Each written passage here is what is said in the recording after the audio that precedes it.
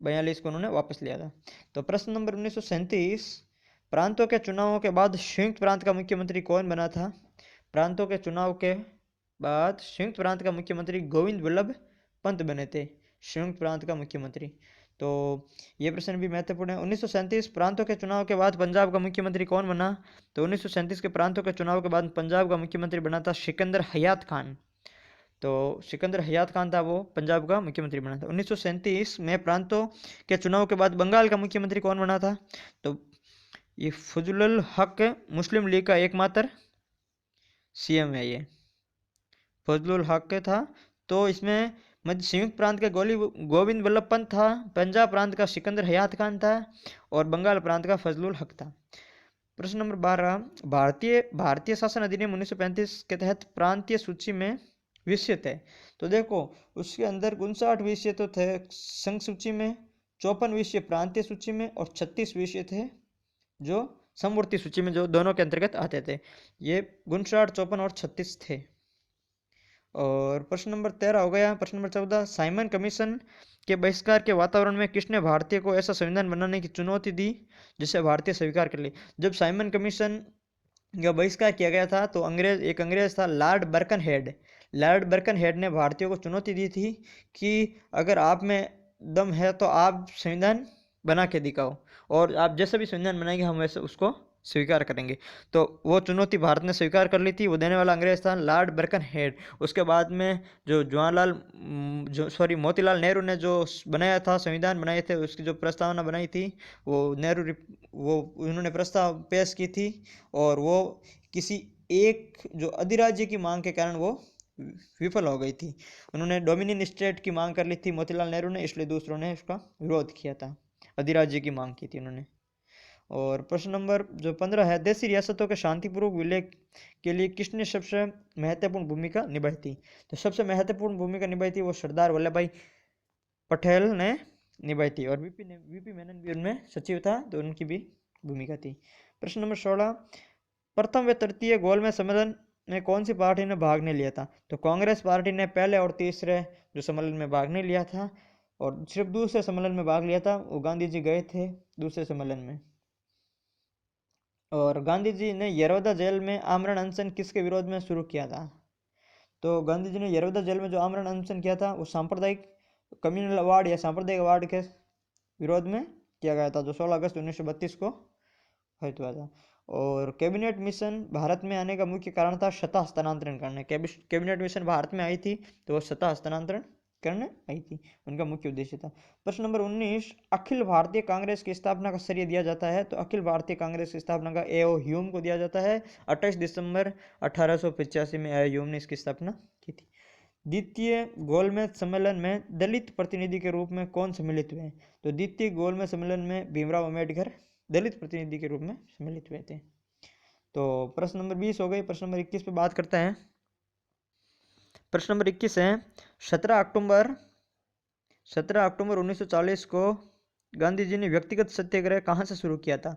तो देखो 17 अक्टूबर 1940 को गांधी जी ने व्यक्तिगत जो सत्याग्रह शुरू किया था वो पवनांग आश्रम महाराष्ट्र से शुरू किया गया था। तो पहले जो व्यक्तिगत जो प्रथम सत्याग्रही थे वो डॉक्टर विनोबा भावे था। दूसरा जो सत्याग्रही था वो पंडित जवाहरलाल नेहरू था, और तीसरा था ब्रह्मदत्त था। तो जो व्यक्तिगत सत्याग्रह था वो शुरू हुआ था, महात्मा गांधी द्वारा व्यक्तिगत सत्याग्रह शुरू किया गया था। वो 17 अक्टूबर 1940 को शुरू किया गया था। वो पवनांग आश्रम महाराष्ट्र में शुरू किया गया था। उसका पहला सत्याग्रह विनोबा भावे था, दूसरा सत्याग्रह जवाहरलाल नेहरू जी थे, तीसरा सत्याग्रह थे वो ब्रह्मदत्त थे।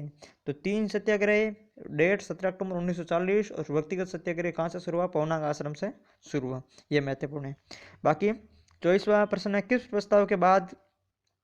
किस प्रस्ताव का किसने बाद की तिथि का चेक का अर्थात पोस्ट डेटेड चेक का? तो महात्मा गांधी ने इनको पोस्ट डेटेड चेक क्रिप्स प्रस्ताव को कहा था। किसने कहा कि उनके पुराने मित्र क्रिप्स शैतान का वकील बनकर आए थे तथा शैतान का दूत बनकर आए थे? उनकी योजना का परिणाम देखकर देश अनगिनत विभाजनों का। तो ये जो क्रिप्स प्रस्ताव था, वो क्रिप्स लगाया था, वो जवाहरलाल नेहरू के मित्र थे, तो जवाहरलाल नेहरू ने कहा था। प्रश्न नंबर 26, 25 जून 1945 से शुरू हुआ शिमला समझौता में कांग्रेस का प्रतिनिधित्व किसने किया था? तो शिमला समझौते में कांग्रेस का प्रतिनिधित्व किया था मौलाना अब्दुल कलाम आज़ाद ने। ये शिमला समझौता हुआ कब था, सॉरी शिमला सम्मेलन कब हुआ था?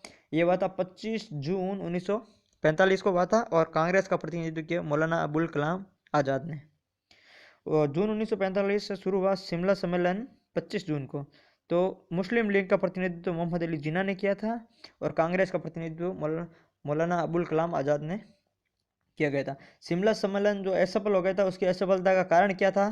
तो उसका असफलता का कारण जल विभाजक की संज्ञा मौलाना अबुल कलाम आज़ाद ने दी थी। अर्थात शिमला सम्मेलन की असफलता को किसने जल विभाजक की संज्ञा दी थी?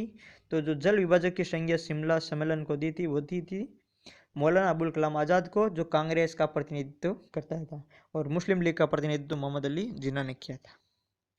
प्रश्न नंबर 29, क्रिप्स मिशन को मुस्लिम लीग ने क्यों अस्वीकार किया था? तो क्रिप्स मिशन को मुस्लिम लीग ने इसलिए अस्वीकार कर लिया था क्योंकि उन्होंने पाकिस्तान की पृथक मांग की थी, अर्थात पृथक पाकिस्तान की मांग को अस्वीकार के कारण क्रिप्स प्रस्ताव को अस्वीकार किया गया था। और अंतरिम सरकार का गठन किस योजना के तहत किया गया था? तो अंतरिम सरकार का गठन है वो कैबिनेट मिशन 1946 की योजना से अंतरिम सरकार का गठन किया गया था। प्रश्न नंबर 31 है, मुस्लिम लीग कब अंतरिम सरकार में शामिल हुई थी? तो 26 अक्टूबर 1946 को मुस्लिम लीग अंतरिम सरकार में शामिल हुई थी। संविधान सभा के लिए चुनाव हुए थे वो 3 जुलाई 1946 को चुनाव हुए थे। और भारत एवं पाकिस्तान का विभाजन जो अधिनियम हुआ था वो विभाजन हुआ था भारतीय स्वतंत्रता अधिनियम 1947 के तहत विभाजन हुआ था। बाकी ये कैबिनेट मिशन जो विभाजन है वो लॉर्ड माउंटबेटन योजना या 3 जून प्लान के तहत माना जाता है। और अधिनियम की बात करें तो भारतीय स्वतंत्रता अधिनियम 1947, और प्लान की बात करें तो लॉर्ड माउंटबेटन योजना या 3 जून प्लान। और भारतीय संघीय न्यायालय किस वर्ष स्थापित किया गया था? तो भारत में संघीय न्यायालय स्थापन किया गया था 1937 में। सबसे पहले जो कोलकाता में जो न्यायालय स्थापित किया गया था वो 1773 के जो रेगुलेटिंग एक्ट था उसके तहत उसमें प्रावधान किया गया था कि भारत में जो कलकत्ता में एक न्यायालय की स्थापना की जाएगी। और उसके बाद में 1774 में वो कलकत्ता में स्थापित हो गया था। और फिर जो भारत में जो 1935 अधिनियम के तहत संघीय न्यायालय की स्थापना की बात की गई थी वो 1937 में स्थापित हुआ था। और किसने सुझाव दिया था कि भारत की स्वतंत्रता के बाद भारतीय को राष्ट्रीय कांग्रेस की एक राजनीतिक दल में भंग कर दिया जाना चाहिए? महात्मा गांधी ने कहा था ऐसा, कि महात्मा गांधी ने सुझाव दिया था कि भारत की स्वतंत्रता के बाद भारतीय राष्ट्रीय कांग्रेस को एक राजनीतिक दल के रूप में भंग कर दिया जाना चाहिए। ये सब महात्मा गांधी ने सुझाव दिया था।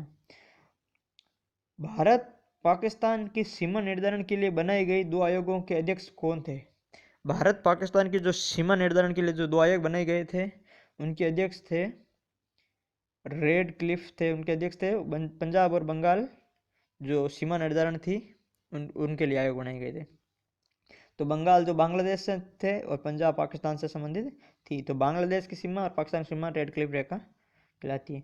3 जून 1947 की योजना को किन नामों से जाना जाता है? अभी हमने बात की थी 3 जून 1947 की योजना थी वो माउंटबेटन योजना या बाल्कन विभाजन के बारे में भी इसको जानते थे, जिसके तहत भारत पाकिस्तान का विभाजन हुआ था।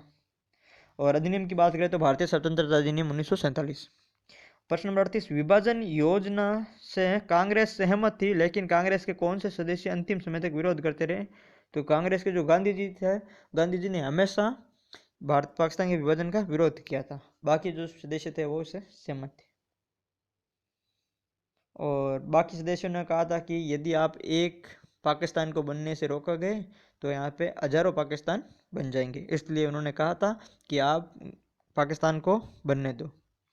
तो उन्होंने गांधी जी ने इनका विरोध किया था। वाइसराय लॉर्ड वेवेल वाइसराय था उस समय की अंतिम सरकार योजना को नामंजूर करने के बाद मुस्लिम लीग ने किस कार्यवाही की शुरुआत की थी?